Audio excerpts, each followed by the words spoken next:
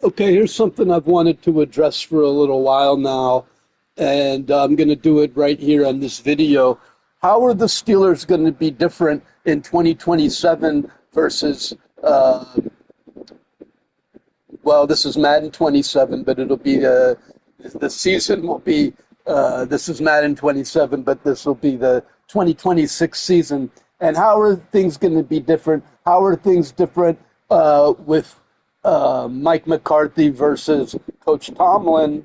Now, first thing I want to say is I'm a Coach Tomlin fan. You won't find me talking smack against Coach Tomlin anywhere. I love Coach Tomlin. He was a great motivator. We don't know if Mike McCarthy's going to be a good motivator, but there's things that are very much different that you could tell right off the bat. Several things, I don't know where to start. This is all off the top of my head. I've been following the Steelers very closely. I haven't missed a single Steelers game since 1989. I predicted James Harrison touchdown against the Cardinals in the Super Bowl the night before on KDKA. I kind of know what I'm talking about. I've watched every single game since 1989, okay?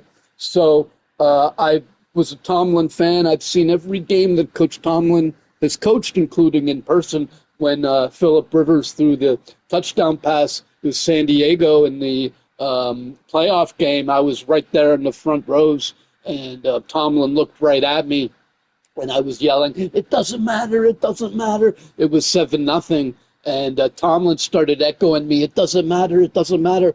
And he got the team pumped up, and the Steelers came back and won like 43-14 or something.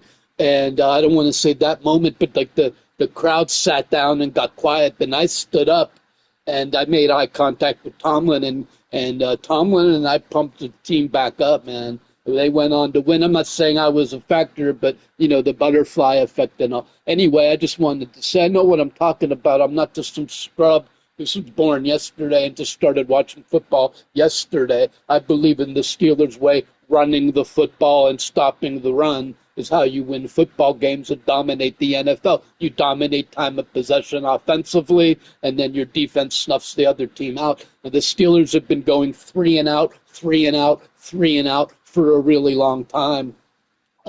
For decades, people want to blame Aaron Rodgers, like Aaron Rodgers is the reason that the Steelers stung. And even now, you want to point towards the Texans game. Texans game is a really good example, the playoff game, because it was 7-6 into the fourth quarter. And then the Texans ran away with it in the fourth quarter. Same thing with the Seattle Seahawks game. The Steelers ended up, they beat New England last year, and they ended up almost beating the Seahawks. So it's crazy to me that people think the Steelers aren't Super Bowl contenders. I think the biggest challenges for the Steelers are going to be the Ravens again. They're going to be pumped up with their new coach. Going to be two new coaches. Last year it was Tomlin versus Harbaugh. Now you're going to have McCarthy versus Minter, and you know, the young versus the old, new versus the old, wise man versus the new guy. We'll see what happens. But you know, how are things different with McCarthy? A lot of things are different. You know, last year they had a lot of success. It wasn't like it was terrible and awful. Aaron Rodgers is scrambling outside of the pocket, and the receivers aren't getting open. Everyone wants to say that Rodgers is immobile, but he was plenty of times he's running outside of the pocket, and the receivers aren't open. Everyone wants to forget the discount double check touchdown where Tomlin did the discount double check twice. He was so excited that Rodgers scrambled for an 11-yard touchdown. Doesn't say he ran for one touchdown, but the point is he is able to scramble and get outside of the pocket, but the receivers aren't scrambling with him.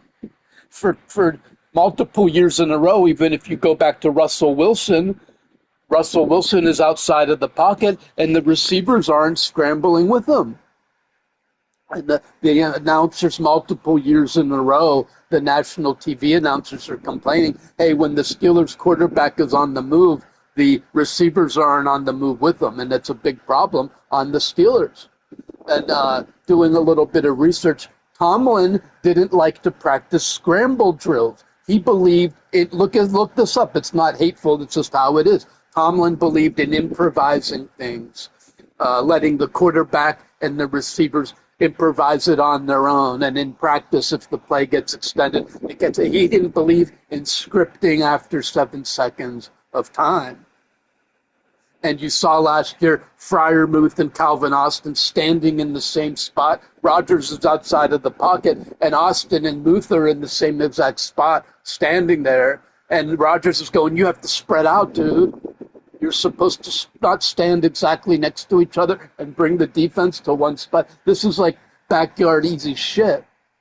But Tomlin, and then you have a comment from Aaron Rodgers saying that, oh, I like how loose we are, but we need to tighten it up. Because Tomlin ran things very loose. He believed in motivating you with your job. Hey, if you don't perform, I'm going to bench you or you're going to get released. But he wasn't really like deep into the X's and O's. Well, and Roman Wilson wasn't running he would bench you if you didn't, not producing, not running the routes correctly. Jonnu Smith not running the routes correctly. A little too loose. I mean, being loose like that is able to produce 10-7 every year, but then they're getting their asses kicked. They're not practicing for the Thursday game, so they're getting destroyed on Thursday games because they're just too loose. Tomlin give you your assignment and expect you to study at home. Now, McCarthy runs things a little different. I don't even think McCarthy realized that Tomlin did not practice scramble drills.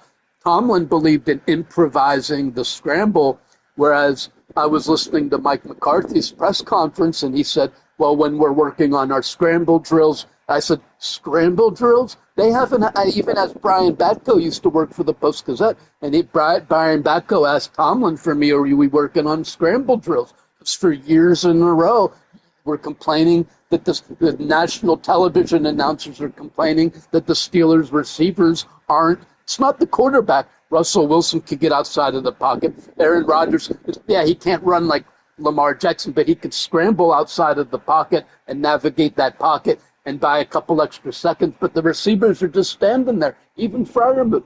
And the national I know I'm not crazy because the national television announcers complaining years in a row. They complained like 2 games again with Russell Wilson. I listened to every game. They complained multiple games against Aaron Rodgers. Hey, when Rodgers is scrambling, the receivers are just standing there, not doing anything. And so McCarthy, I don't think McCarthy even realized this was a problem because he just mentioned it like casually. He said, we're going to be working on X, Y, Z, scramble drills, just as like on the list of things. And I really tuned into that and said, scramble drills? And so these guys, now they're going to know what they're doing when the play breaks down. Now, Roman Wilson's not going to be confused anymore. He's going to understand the audibles. Freiermuth's going to know what to do when they're scrambling. There's going to be assignments for after 6 seconds now. Tomlin would just coach the first 6 or 7 seconds. Now they're going to coach the 7, 8 to the 14th second because McCarthy wants to make sure everyone knows what they're doing. So that's one major difference between Tomlin and McCarthy is practicing scramble drills and working out every single detail. Hey, when the cornerback is here, you are here. When the cornerback does this, you do that. And so what do you do when make sure each player knows exactly what they're supposed to do. When he's outside, you cut inside. When he's, you know what I mean? And Rodgers is on the same page, and you could do it 1, 2, 3, throw. 1, 2, 3, throw. 1, 2, 3, throw.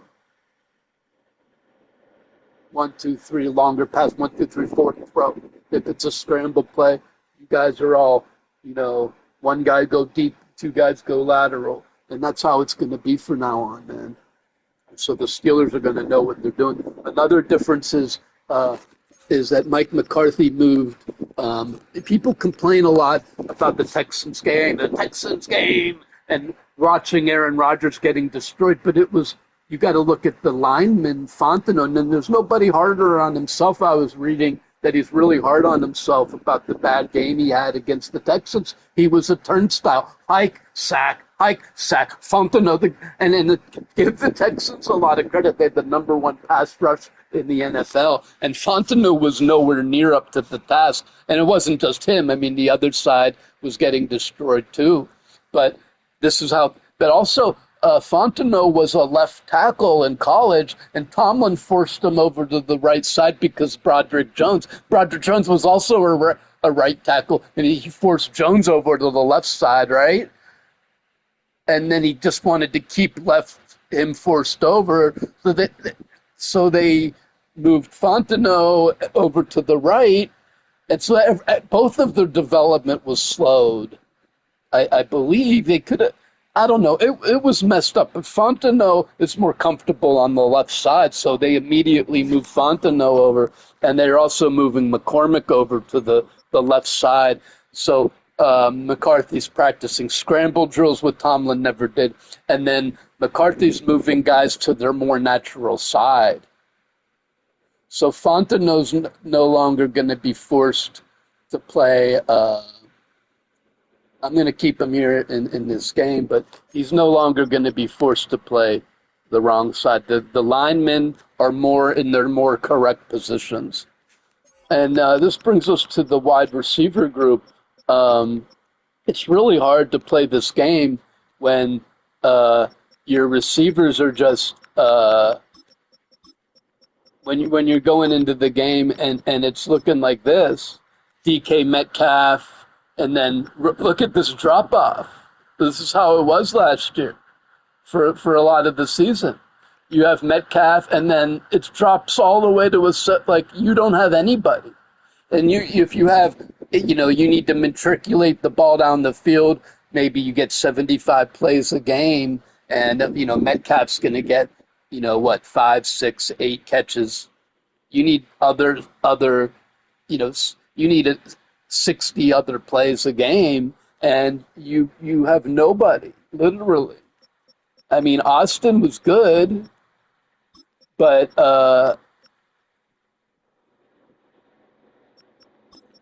you get what I'm saying, that they needed to bring in Thielen and Scantlin. These guys are going to be gone now. But it just wasn't pretty. And so just by adding, now that they go ahead and add, suddenly you add Michael Pittman Jr., now all of a sudden you have a real number 1 and 2 on the Steelers. So you're going to have better coaching, practicing scramble drills. You're going to have the offensive line a little more settled down, and you're going to have more wide receivers. Suddenly you're not going to have that drop-off. You got 2 guys that they can't really double-team. They just double-team Metcalf every game last time, and then the other guys don't really get open. You can single-team them. You know what I mean? It's like if you take Metcalf away, none of these guys are really getting open. Austin is like you needed Austin. Like then when Metcalf went down, but Austin, you could just bump him off the line. He's too short, and even in the last game of the year, Rodgers is like talking to Austin saying, hey, run a play. What's your favorite route? And Austin is, gee, Mr. Rodgers, I don't know, like too shy to call his own plays. And so finally someone said, just burn him, dude. He said, all right, I'll just burn him. And then he got that touchdown. But like Rodgers said, and that was like the end of the year. So, you know what I mean? Like, he wasn't really, improvising very well, even all the way towards the end of the year. So, but now you're going to have Jeremy Bernard, and Roman Wilson will be better. So you're going to have Metcalf and Pittman, 2 really good stars. Jeremy Bernard is a beast. He's built like a fucking tank, almost like a Terrell Owens build. I mean, his body is fucking strong upper body. And he's a humble guy. He's not so far, I hope he stays that way. Seems to be like a humble guy, works hard in practice. So they have Pittman, Bernard, and Roman Wilson. So the receiver room is much better. And I think you have addition by subtraction here by getting rid of Jonnu Smith. these two guys will get more playing time, and you have a more clear starter. So I think there's a lot of ways that the Steelers will be different, and I don't think you can just look at it as, oh, they only added Pittman, that's it. You got to look at it as it opens up the whole offense. And now no longer, now Metcalf can no longer get double teamed, and now you have, so now the Steelers offense can do a lot more things. And you don't want to sleep on this guy either, man. Um, that we picked up this guy here, Rico Dowdle. Um, he would be the best on the Steelers right now. They rank him better than Gainwell. He's like a downhill running back, a fucking workhorse who can get you 1,000 yards a season. So, and he's also still young. He could still play another 5 and 6 years. He loves to block. Um, and if you look at, so he could be a guy, and then now you put Jalen Warren on your third down like he used to be, where he's like coming off the bench in relief and really like bowling people over. So I think it makes it a arguably better 1-2 punch. I mean, Gainwell, Dowdle's, according to Madden, would be the best running back on the team. So it was like an upgrade. Um, and Warren can play that third down role that, picking up the third downs that Gainwell, because Gainwell was very valuable to the team. We loved him, and I would have liked to keep him. But Dowdle helps ease that pain a little bit. So I think you have to really look at it not as just they added one player and maybe they only got one. No, that's like opening up the whole offense, practicing scramble drills. Um, Defensively, they added a guy named Day. Well, Harmon got hurt last year, and I was chatting with Chris Carter back and forth in the comments section about the 3-4 defense versus the nickel defense, and on the just over in his check out Chris Carter Locked On Sports. It's one of my favorite Steelers channels to follow. He breaks it down very well, and he does it every day.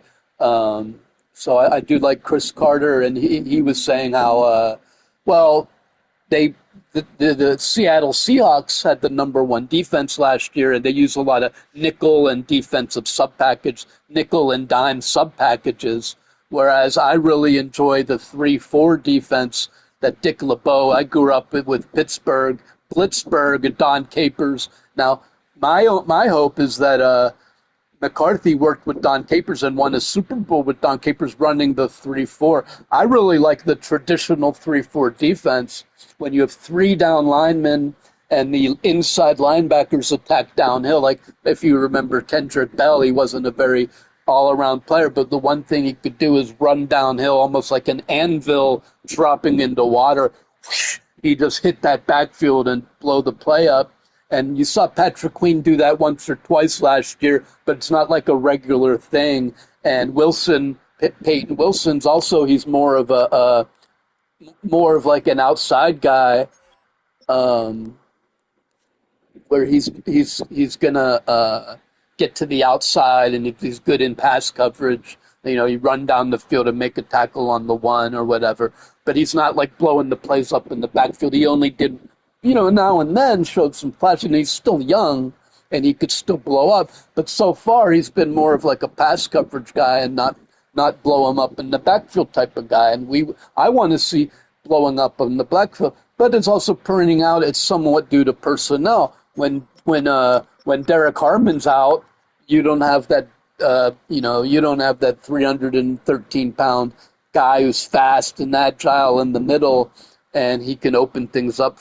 He could stop the run on his own, and on pass plays, he takes up two guys and opens up gaps where they can get better pass rush. So without Harmon, it really hurts them, because Benton is really, I like Benton, but Benton is better on the outside where he's not getting double teamed. Even though Benton was a nose tackle in college, that just means he's strong. He's 3'10", 6'4". He's no small guy, but he's more of like a quickness guy. When he's getting double teamed, he's ineffective. but when you move him to the outside, he'll face less double teams. And you remember last year he moved to the outside and he forced a fumble and he got a sack. He's way more effective on the outside. But when Harmon gets hurt, then you're only playing with like Hayward and Benton basically. Then you're forced into the sub packages more. So that's what Chris Carter was saying. Well, it depends if Harmon's injured or not. But they picked up this guy. Was it from the Panthers too? Day? Or is he from Dallas? I forget where they picked up.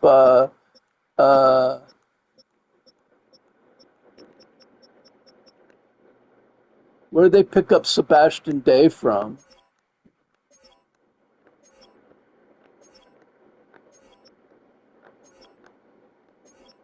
And is he even listed as a no tackle? Anyway, he's a big body that they can put in the middle. So when Harmon gets hurt, they have someone that they don't necessarily lose anything like they did before. Here he is. Now, he's not like a super duper star, but he is a nose tackle that when from the Texans that when Harmon gets hurt, that they have someone they could stick in so they can play the traditional 3-4. They can have Harmon and Day in the center. You can have Benton and Rubio and Hayward on the outside. Rubio, the new guy from Notre Dame, he might be good. And plus they have they picked up some other guys. Another player that I think people might be sleeping is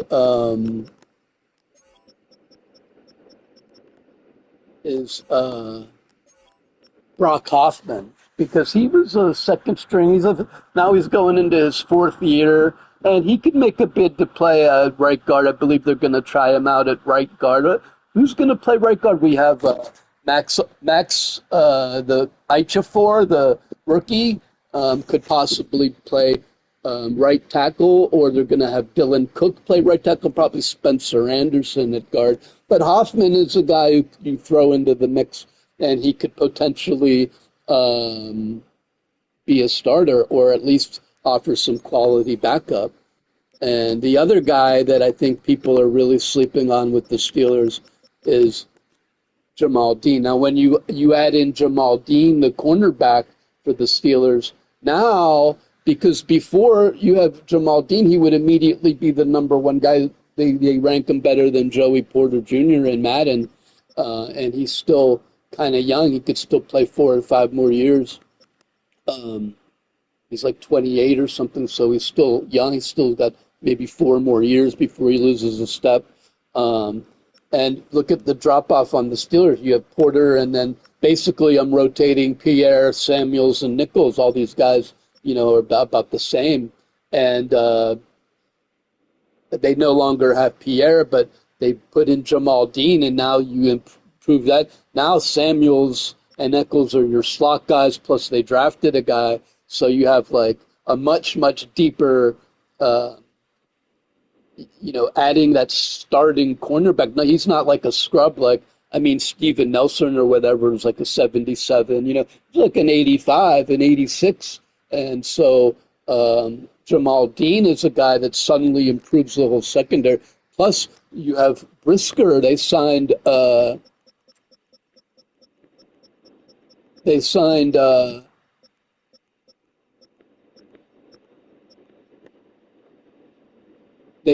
Brisker from the Shaquan Brisker from the Bears, and so they improved their secondary. So now you have 2 legitimate starters at cornerback on defense. Plus you have Elliott and Brisker at safety, which just improves the safety room tremendously.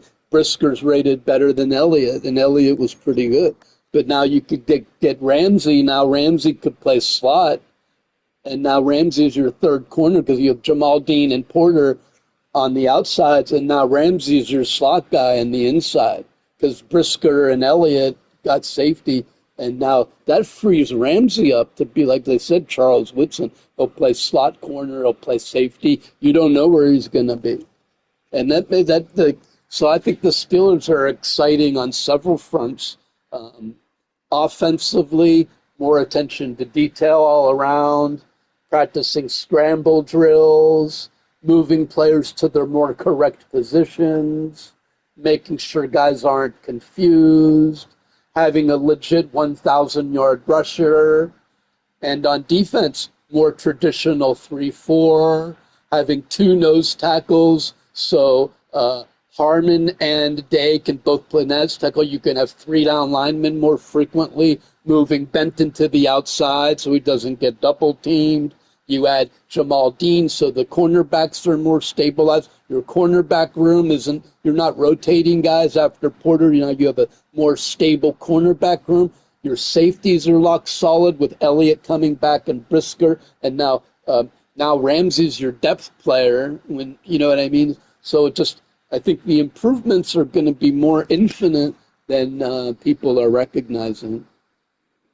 So we'll end that and we'll play a game. Let's see how we do. Hey, thanks for watching and tuning in. That's why I think the Steelers will be Super Bowl contenders in 2026. They beat New England. Yeah, they got a little lucky they got very lucky with the five turnovers, but still, they beat New England. They almost beat Seattle. And really, when you look at the Texans game, they didn't get their ass kicked. It was 7-6. So just a little bit better offense.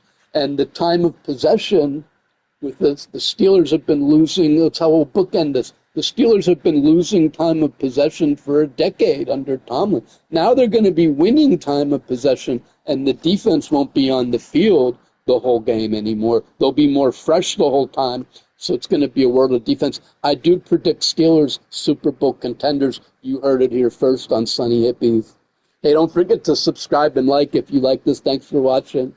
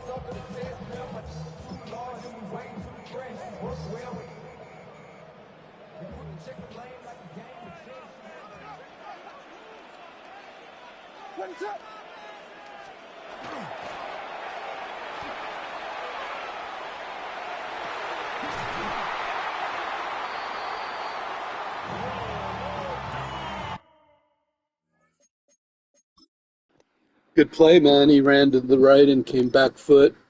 Oh yeah, I keep forgetting to do this, man.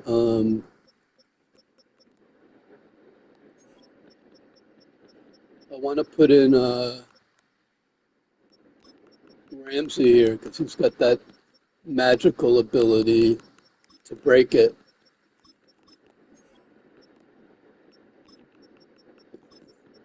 I keep in Austin. I had benched those guys like Austin, like the players who aren't really on the team anymore. I had benched them, but it's too hard, man, to like win without them. If you bench Austin and Thielen and even I can maybe do without Scantlin, but it just becomes too hard, man.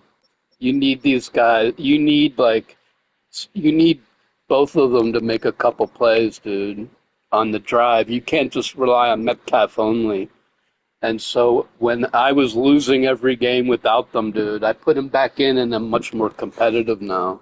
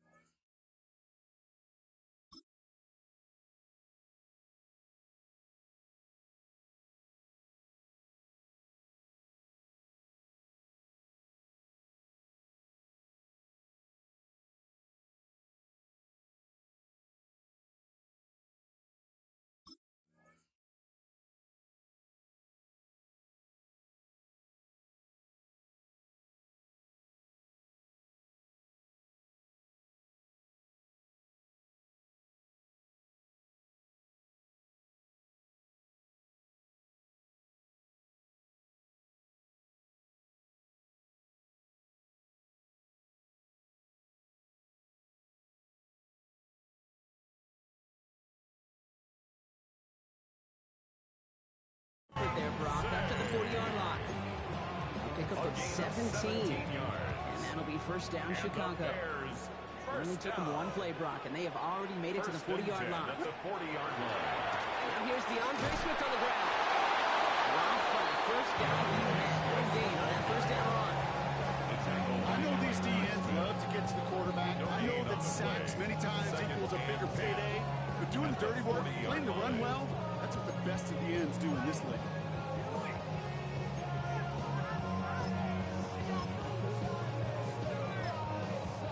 First down run netted him nothing. Here is 2nd and 10. Williams from the gun. Bails out of the pocket quick. No luck on the connection. It's incomplete. Throw in the direction of DJ Moore. So now it's going to be 3rd and long. You know exactly what he's thinking. Hopefully next time it's a little bit easier. The degree of difficulty on that one high. Throwing in double coverage, odds are against you. Third down. Here's Williams. Buys time, rolling right. Going deep down the near sideline. That's inside the 30. And will not score. No one on him. He's standing there wide open. 4 yards shy of that end zone. They rip off a big chunk of field, and it sets them up with 1st and goal. Yeah, right there. That's what you want to see on your opening drive. Boom. Connect on a big shot, and instantly you set a tone that you're not going to be afraid to be aggressive in this game today. Boy, do I love that. Yes. From the red zone on 1st. And he's got it. It's in close. And for the Chicago touchdown. The Bears take a 6-0 lead on their opening drive. So a touchdown on the board for Brock as they start this game off a perfect. That was too easy for him. Yeah, I'm going to call that scripting for success right there. Can't do it much better than that. And listen, when you script these first plays, you don't always know who the target's going to be. It's really then relying upon what the defense. Well, he did pretty good. He scrambled outside of the pocket and find the guy open. So we're gonna have to try to keep him inside the pocket. Get sacks. Santos has it all teed up and ready to send this away. And that one bounces through the end zone for a touchback. Take over 1st and 10 at their own 35-yard line.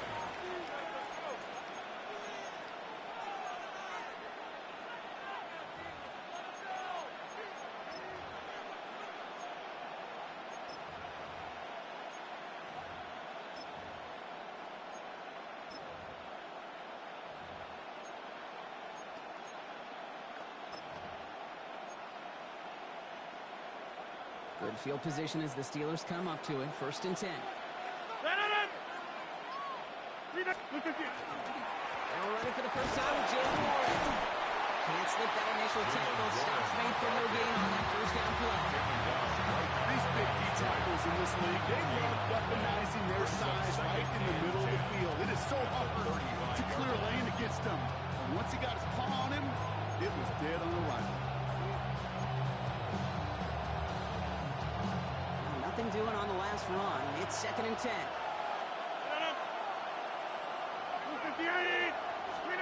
To throw is Rogers.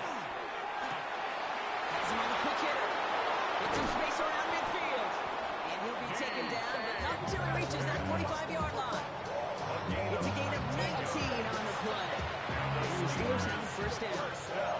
I'm not going to call this a must-score drive during this first quarter, Brock, but when your opponents start the game with 6, it feels like you need some sort of answer. You need a response, right? You need a response. You don't need all these home runs or big highlights. You just need to keep matriculating that ball down the field. Just outside that red zone. They managed 22 on the rip and a first down. You know, it is so refreshing for these running backs when they have space to run. It's hard. There's so many collisions between the tackles. When they get on the edge and have green grass, the best of them take advantage of it.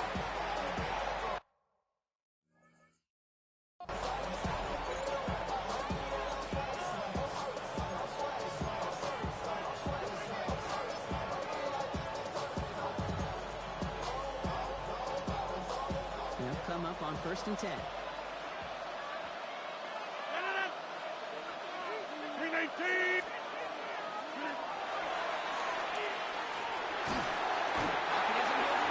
Dude, it's fucking laggy, dude. How could I trust to throw the ball in that laggy situation? When they were in their defense meetings this week, that's exactly how you draw it up. Play sound zone defense. Give that quarterback nowhere to go. Let that pass rush get home. It's coming for Rogers. Nothing doing there as the second down pass falls incomplete. His first target doesn't lead to his first catch. And things look tougher now with 3rd and long. Just about every play in an NFL game usually has a protagonist name tag. It's a good and a bad. The good there, encourage that wide receiver. The bad, just could not haul it in. So after that prior incompletion, we've got 3rd down. 58, 30.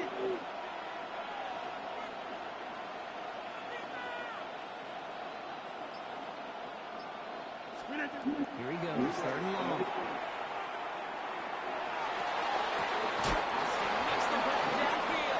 20-yard pass on the money, Rodgers. The numbers are pretty clear, Kate. You get explosive plays. Those explosive plays on drives lead to points. You can't ask for a better start offensively.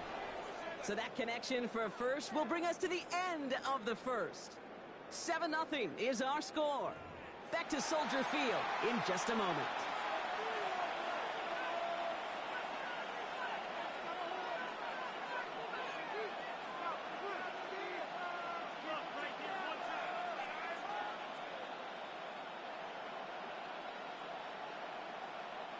It's Steelers ball as we return for the second.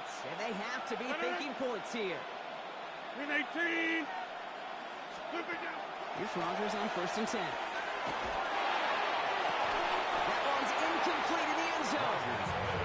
Took his shot at 6 that time. And it's going to be 2nd down. Boy, they had to look Brock, but they just missed a touchdown as the throw put a little bit too close to the edge of that end zone. Handle priority number 1, that's to catch it and secure it. Unfortunately, did not leave enough room to land his feet in the end zone, despite what was really a tremendous effort. 18.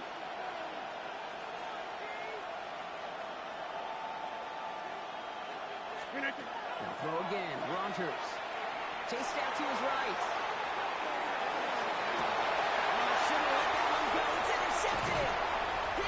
Terrible pass. He looked open for a split second, but then I should have just ran it. Or, oh my God, terrible pass. Rising to the occasion in the red zone, partner. Could have saved 3 points there, maybe twice that with that interception. You know, these defenders, they're willing to bend and bend. These offenses are so good in this league, and they know how critical the red zone is.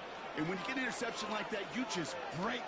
You break the will of that offense and the confidence, and those are big time. You're out. Put some points on the board for that defense. There's no question, Kate, big plays down the seam or big tight ends, a fan favorite, but it's those type of catches right there.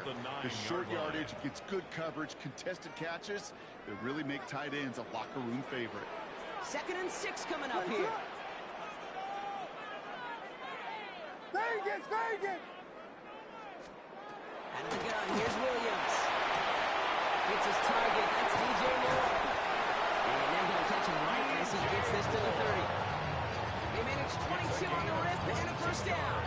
I think my favorite part was the magic that worked after the catch. The way he took the completion and made so much more out of it by adding all the extra yardage. Williams to throw on first. Rolling out to his left. He runs it up to midfield. And we'll stop him as he gets this down to the 39-yard line. They'll get 31 yards on the play. And it'll be first down Bears. The best offenses in the league, and I don't really care what level it is, Kate. They stretch you vertically, and they'll stretch you horizontally. You show them that same look and just push the ball vertical, they'll catch on to it. But you start to mix and match, you run these guys across the field, you become dangerous. It's incomplete. Should have been a catch downfield, but off his hands and to the ground it goes. Couldn't find DJ Moore on that throw. And now they face 2nd down. Here's Williams again. Connects downfield on target to Burton. And he's taken out of bounds as he gets it down near the red zone. That'll go for an 18-yard gain. And that'll be first down Chicago. This entire play, Kate, depends on how well he can separate from his man. You get man-to-man coverage, it's really about two things: separation and trust. Because QBs want to throw it before he breaks, that's the trust, and then they got to believe that that separation can create the big play down the field. So a new set of downs. Here we go, 1st and 10. They've got a man in motion.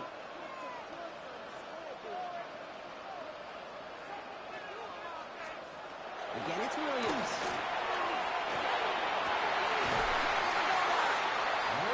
He's hitting them tight windows, man. And that right there is about the best you can hope for against double coverage. Good chunky yards, and more importantly, Brock, you don't get burned taking a risk. Yeah, it's really the defense that gets burned, and that is just demoralizing. You got double coverage, you got what you want, and two guys can't stop one. Williams with a quick pass out wide. Touchdown, Chicago. Bears grow their lead just before halftime. His offense unstoppable 2 drives in a row. He's been good quarterbacking personally. The guy finding the open guy when he scrambles, throwing it into tight windows. But also I had the momentum given away because I turned it over. I got my ass kicked last game too, man. I'm 4-4 on the season. Well, I get the ball back so we could make it 14-14. Also, this is the stadium where I saw the Grateful Dead with Fish. Fare Thee Well was Trey Anastasio with Bob Weir and Phil Lesh. It was great. As this at the 6. And this drive will start inside the 25.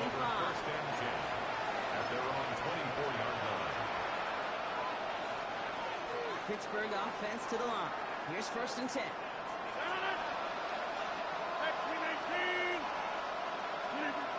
Shaking off the pick quickly. He's going to throw. Complete right side to Washington. And this one does not go far. Steelers working with a sense of urgency from the hurry-up clock, continuing to run. 2nd and 8 at the 25-yard line.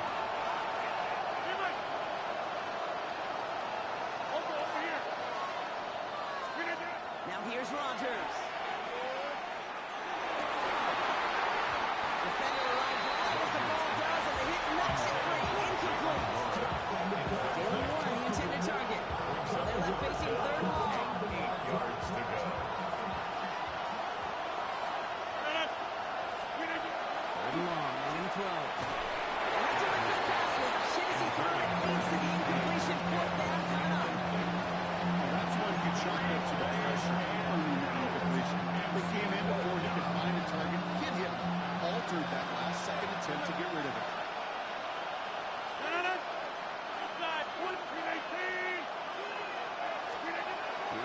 4th down with Rodgers. And that's going to wind up being complete. Oh, I needed that. That might have been the game. I don't know why he missed it. Bad pass. Terrible. There's a chance of having too much confidence offensively. That's not a spot you want to see a team going for it on 4th down. And now it puts their defense right on the hook to try and pick them up after that miscue on 4th. 1st down, Williams escapes the pocket. That one is incomplete. Couldn't hang on through the contact. Well, it's hard for me to get too mad at him for missing a touchdown when he's already got 2 in his pocket. Maybe fantasy managers might not agree with me on this one, Kate. But don't worry, as hot as he is, I bet you a 3rd one's coming at some point. Has it tap close. And in for the Chicago touchdown. The Bears are racing them to the Yeah, now my only hope is I could get 21-14 and make it a game. beautiful throw there, finding his man in space who turns it into 6. Yeah, they really took advantage there, Kate, of some soft coverage. You want that on that corner route. Plenty of space for that route to develop. Great execution, and that pays off for the touchdown. Splits the uprights. The Bears stretch their lead to 21. Santos has it all teed up and ready to send this away. And that one flies right on past the end zone. Did not make an effort to even hit the landing zone, Bronx. So they're going to gift him a drive starting at the 35. The Steelers with some very good field positions. They get set, 1st and 10.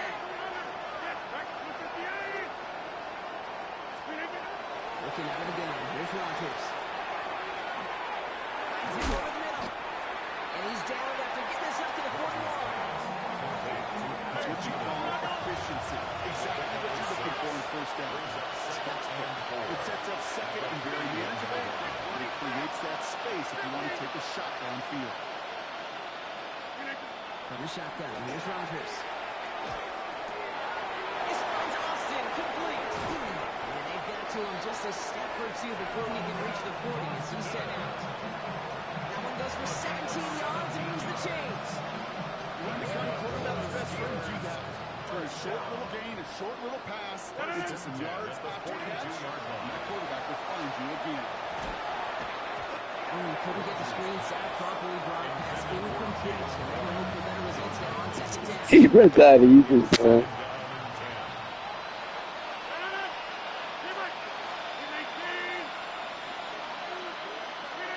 Again, Rodgers escapes the pocket. No, I wanted square, not thank you. Thank you. He helped me out. I threw the wrong guy. Almost the impact play this defense was searching for, but they could only get half the job done, partner. Fumble forced, but they couldn't recover. I'll tell you what else it forces, though. That coordinator, that play caller on the other side, now got a little bit of doubt about his ball handlers. Got to have better ball security than that.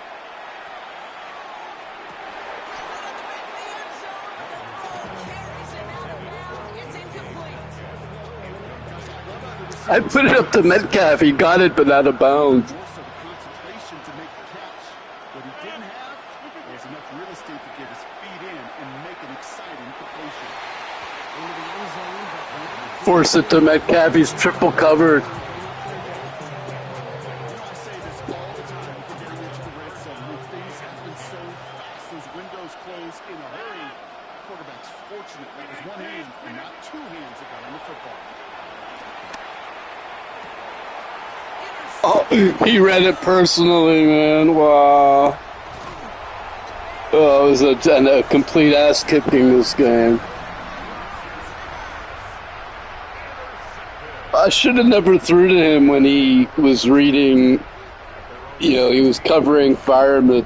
He covering my primary receiver like play before the break. twice in a row, man.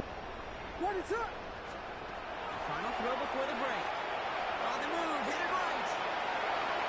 Moving right, airs it out down the sideline. He's got it deep downfield. Hey, he's good at scrambling and then finding the open man like that, man. Breaking across midfield. So we're through to Can I shut him out in the second half, though? play. We'll be back with more Can I shut him out in the second half? That's the question.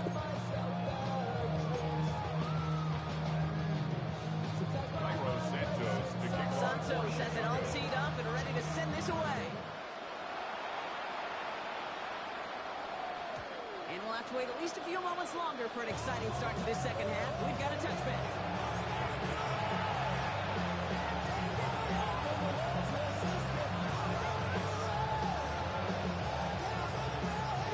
Good field position as the Steelers come up to it. 1st and 10.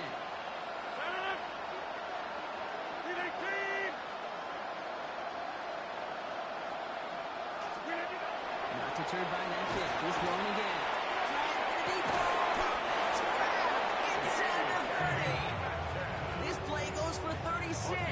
And a fresh set of downs for Pittsburgh. And the Steelers. I try to remind you a time or two, Kate, that you always got to start the read from the secondary forward. You got to see what the safeties are doing. If you're going to throw a ball in the middle third, deep downfield like that, you have to have tremendous awareness of where those safeties were. And the QB just nailed it. Hits him on the out route. And he gets a small shot there before he's touched down. Offense in the hurry up here. 10 yards on the pickup. It's 2nd and inches. On 2nd down, and they make the stop as that play reaches the 15-yard line. Working quickly here. A gain of 6. Hey, take That's 26. good for a Steelers. 1st down. Take 30. It's a gain of 6. 1st down. Here's Rodgers. Steelers 1st down. Throws caught. And they bring him down at the 7-yard line. Offense in the hurry up here. It's a gain of 7. Brings up 2nd and 3 at the 7-yard line.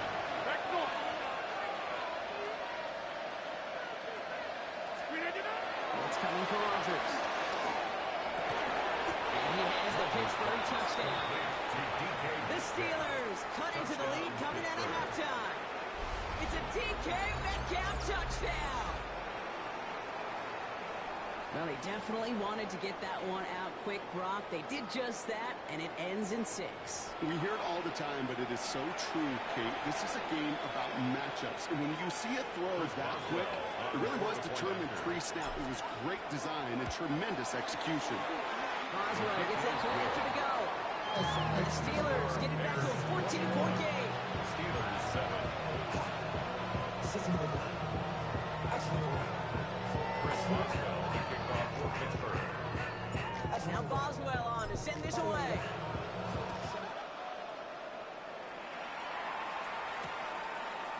Blackwell now to return it. He's brought down at what looks like the 24-yard line. 1st and 10 at their own 24-yard line.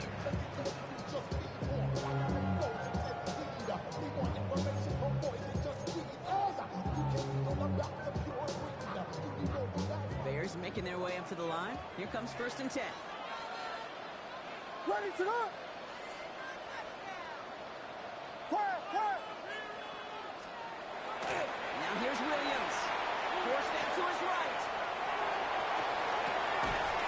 Running right side by Moore. And this one gets to the 33-yard line before it's stopped. It's one thing to draw all these routes up when you're in the pocket. It's quite another when a play breaks down. Timing on routes change when you leave the pocket and scramble. What a great adjustment to still deliver a clean ball. And he's going to just get this across midfield before he's taken out of bounds. 18-yard pickup there. And it'll be 1st down Bears. What a great sign to start the second half for this offense, because with a lead, well, the ground game becomes your best friend, the centerpiece for this offense, trying to chew up that clock. Ready to go.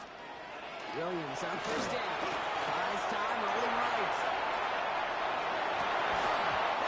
Incomplete. Had the connection, but some stone hands got in the way there. Just couldn't find Romadunze there. And it sets up 2nd down. That's what I call complimentary defense. Right there, that pressure by the group up front, that leads to the incompletion and to the benefit of that secondary.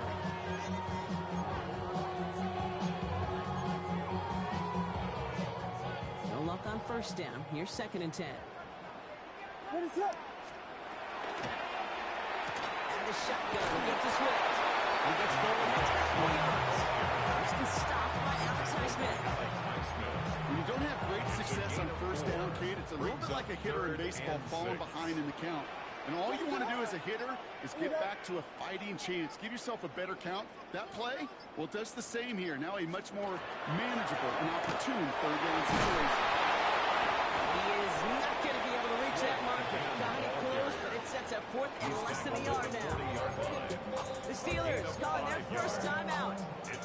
That'll leave them with just 2 to use the rest of the way. A little outside their comfort zone to try field goal, so instead they're going for this on fourth down. Fourth down, pass coming. And they'll turn it over on downs as that pass comes up empty and off the field they go. Yeah, I don't care that they didn't get it. Still the right call in that situation. It's a little too long for a field goal, and a punt really nets you very few yards. The decision-making was sound. It was the execution that let them down. First down throw here by Rogers. Catch made by Austin. This one is stopped after the 5-yard pick. The tackle made it to 45. A whole bunch of credit goes to just about everybody on that offense. Guys up front, they didn't give the QB enough time to let that play develop. Excellent effort by that receiver to stay alive and for the quarterback to scan the field and fight. Funny, Brisker, I was talking about him, man. He had the inside leverage, man, and he fucking got his hands on it, but batted it up to Brisker. That's the game right there, dude. That should do it right there, man. Good game, good game.